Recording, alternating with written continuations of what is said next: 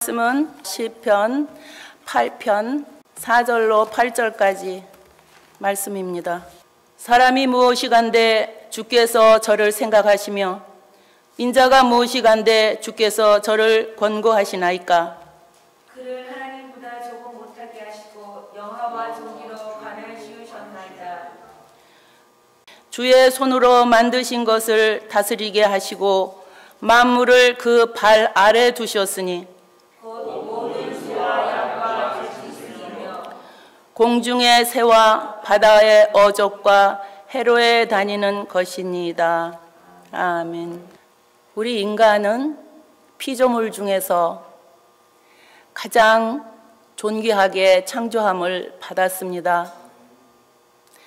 세상 사람들은 말하기를 인간의 존귀함은 머리를 하늘로 향하고 그리고 두 발로 걸어 다니고 그리고 손을 사용함에 있다라고 말합니다. 그러나 인간의 존귀함은 하나님의 형상대로 창조함을 받은 것과 하나님께서 흙으로 사람을 만드시고 하나님께서 그 코에 생기를 불어 넣으셔서 하나님과 교통할 수 있는 생명이 되게 하신 것입니다. 그러나 인간이 범죄함으로 말미암아 하나님의 형상인 의와 진리와 거룩함을 잃어버리고 하나님과 원수되고 사망에 처하게 된 것입니다. 그러므로 에레미야서 17장 9절에는 인간은 만물보다 거짓되고 심히 부패하다라고 말했고요.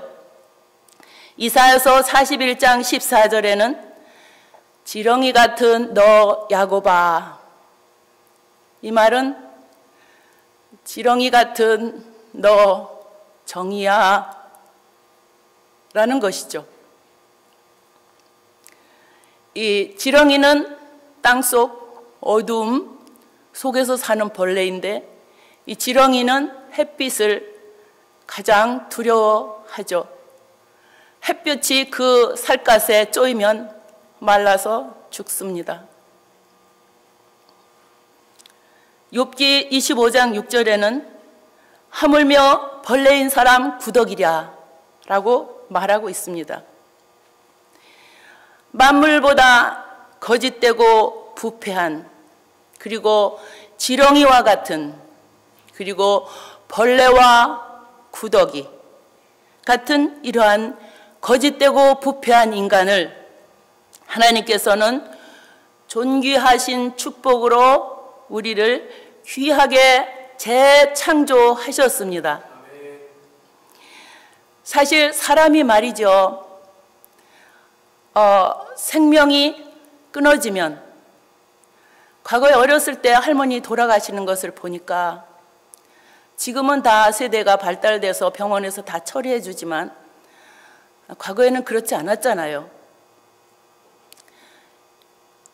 생명이 떠나가고 30분도 채 못 되면 입이나 코나 귀에서 부패물이 흐릅니다. 그리고 악취가 나요.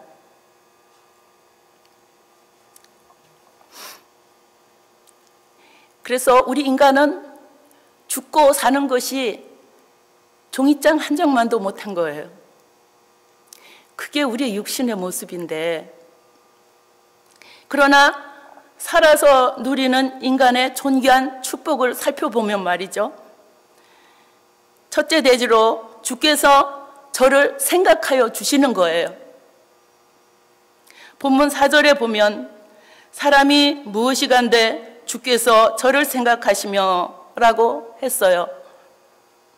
에베소서 1장 3절에 보면 찬송하리로다 곧 우리 주 예수 그리스도의 아버지께서 그리스도 안에서 하늘에 속한 모든 신령한 복으로 우리에게 복 주시되 곧 창세전에 그리스도 안에서 우리를 택하사 우리로 사랑 안에서 그 앞에 거룩하고 흠이 없게 하시려고. 하나님께서 거룩하고 흠이 없게 하시려고 우리를 택하셨다는 거예요. 그러니까 하나님께서는 자기가 택한 그 자녀들에게 믿음을 선물로 주시고 그리고 믿게 하시는 거예요. 우리가 하는 것은 아무것도 없어요. 하나님께서 주시고 믿게 하시기 때문에 우리가 믿는 것이죠. 내가 똑똑해서 믿는 게 아니잖아요. 이 세상에는 모든 면에 훌륭한 사람들이 너무 많습니다.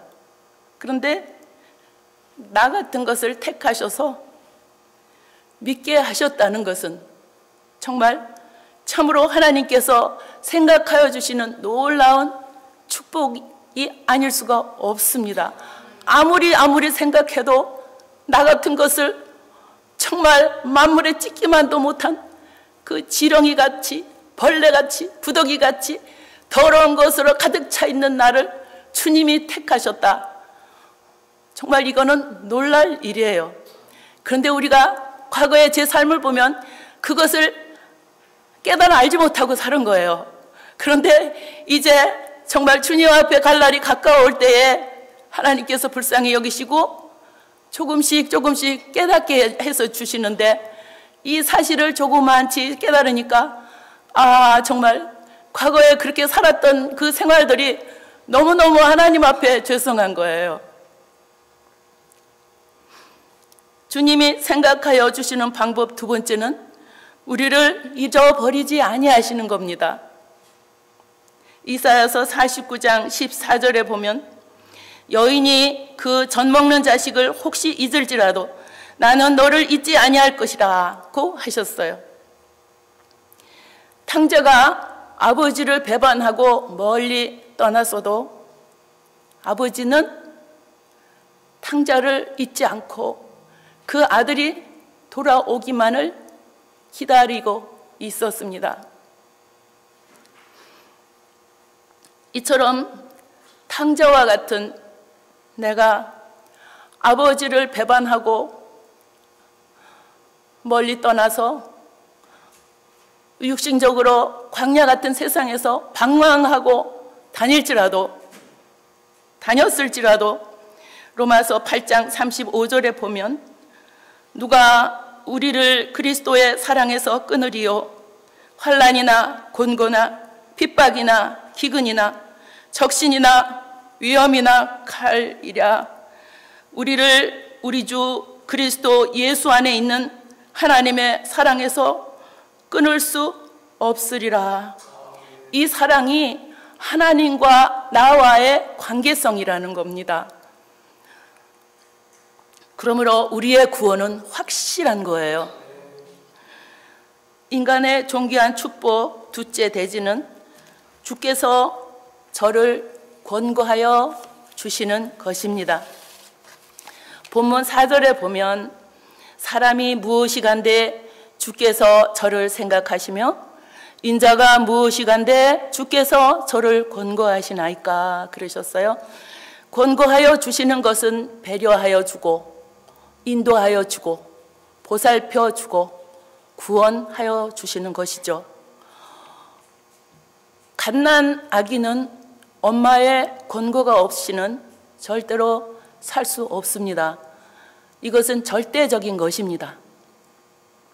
시편 23편에 보면 여호와는 나의 목자시니 내가 부족함이 없으리로다. 그가 나를 푸른 초장에 누이시며 쉴만한 물가로 인도하시는도다. 하나님께서 우리를 지금까지 그렇게 인도하셨어요. 그런데 그 하나님의 은혜를 얼마나 깨닫고 살았습니까? 시편 121편에도 보면 여호와께서 너로 실족지 않게 하시며 주무시지도 아니하시리로다. 하나님은 우리를 푸른 초장에 누이시고 쉴만한 물가로 인도하시고 졸거나 주무시지도 아니하시고 지켜주시는 것이죠. 하나님은 이렇게 졸지 않고 지켜주시면서 시편 34편 14절에 보면 의인은 고난이 많으나 여호와께서 그 모든 고난에서 건지시는도다 그러셨어요. 의인은 고난이 많다고 했어요. 그리고 또 그 모든 고난에서 건져주신다. 이렇게 말씀하시는 거예요.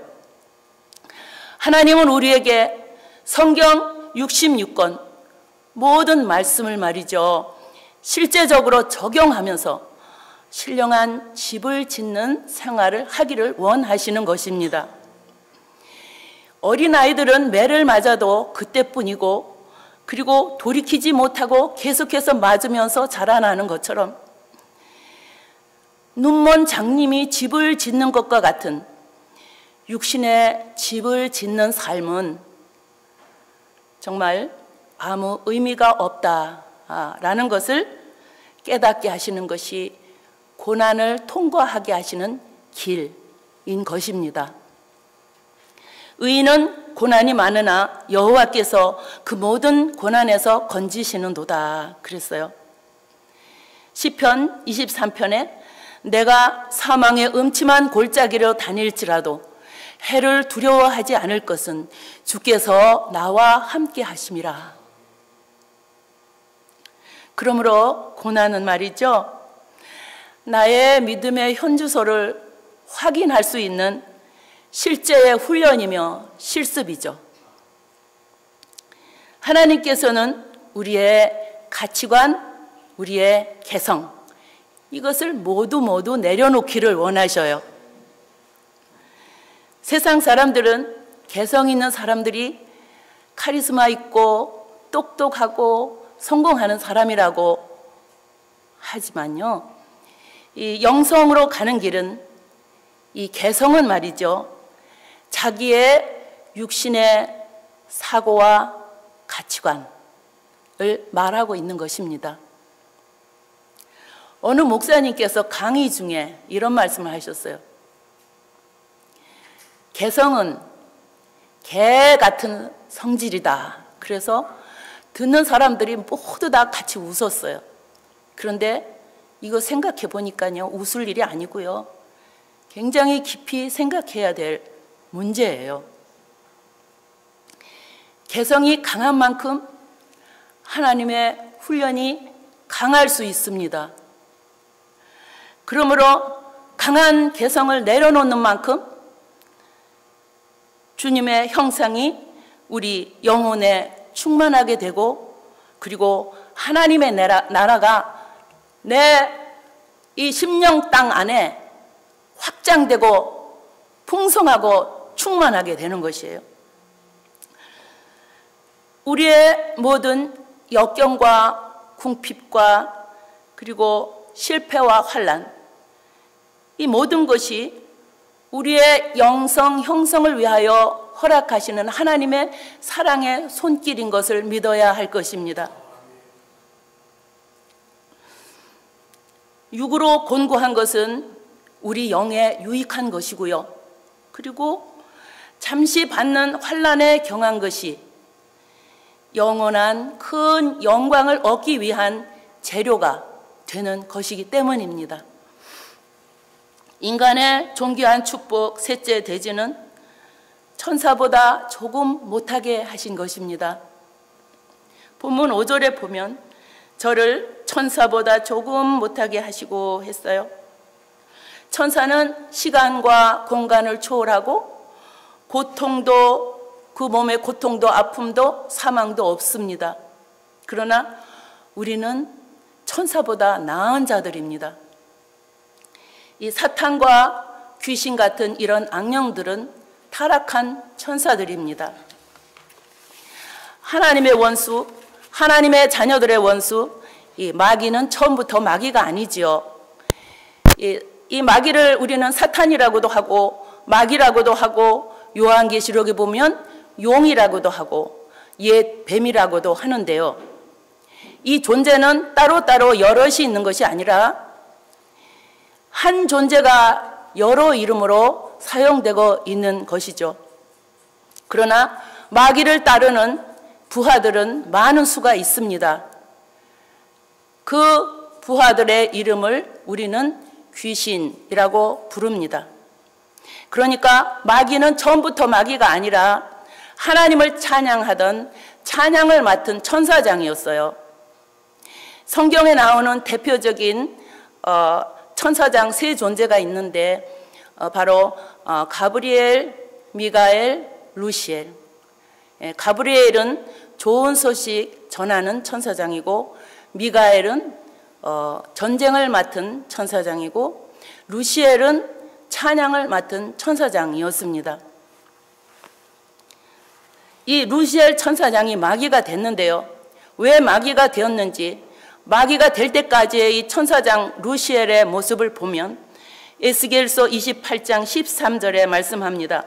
내가 옛적에 하나님의 동산 에덴에 있어서 각종 보석 곧 홍보석과 황보석과 금강석과 황옥과 홍만호와 창옥과 청보석과 남보석과 홍옥과 황금으로 단장하였으며 내가 지음을 받던 날에 너를 위하여 소고와 비파가 준비되었도다.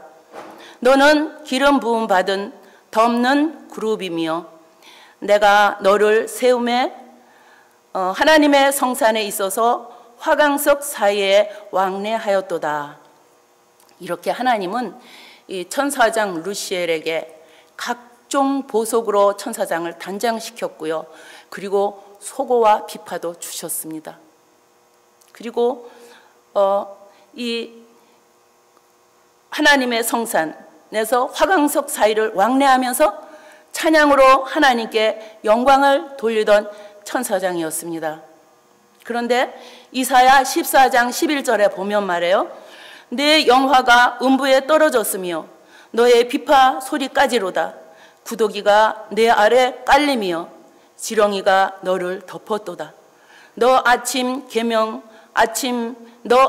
아들 계명성이여 어찌 그리 하늘에서 떨어졌으며 너 열국을 엎은 자여 어찌 땅에 찍혔는고. 하나님 벌써 다 아셨어요.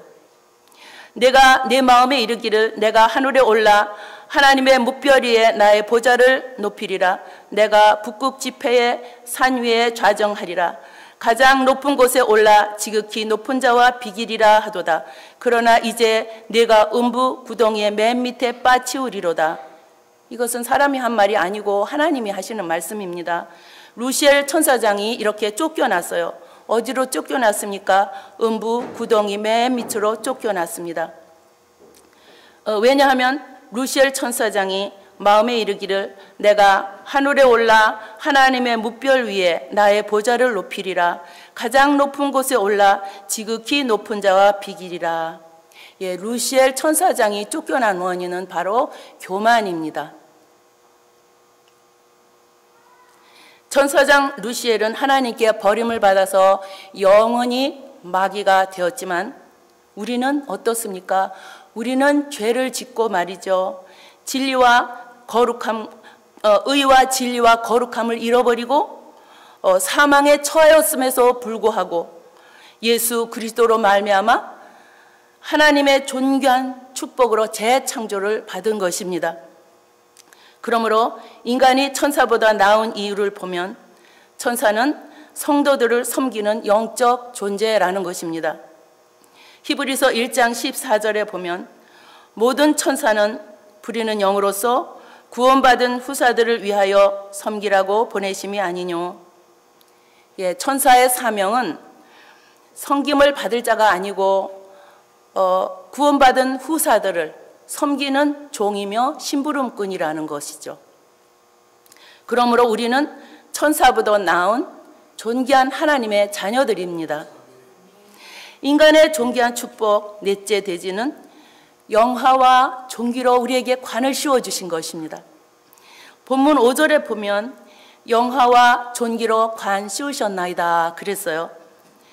우리에게 신분적인 왕권이 있습니다. 하나님이 우리에게 주신 특별한 신분이에요. 자녀, 하나님의 자녀, 왕, 제사장, 성전, 그리고 예수님의 신부. 이런 5가지 직함을 저희들에게 주셨어요. 하나님은 우리 머리에 생명의 면류관, 의의 면류관, 영광의 면류관을 씌워 주시기를 원하십니다. 그러므로 예수님께서 영화롭고 존귀한 이 관을 우리에게 씌워 주시기 위해서 하나님이신 예수님이 육신을 입고 이 땅에 오셔서 자기 자신이 자신의 머리에 가시관을 쓰신 것입니다. 결론입니다. 시편 16편 3절에 보면 땅에 있는 성도는 존귀한 자니 나의 모든 즐거움이 저희에게 있도다. 이게 하나님이 우리에게 고백하시는 말씀이에요. 오늘 말씀에서 성도가 존귀한 이유는 4가지입니다. 주께서 첫째로 우리를 생각해 주시고, 둘째로 우리를 권고하여 주시고, 셋째로 천사보다 조금 못하게 하시고, 넷째로 영화와 존귀로 관을 씌우셨습니다.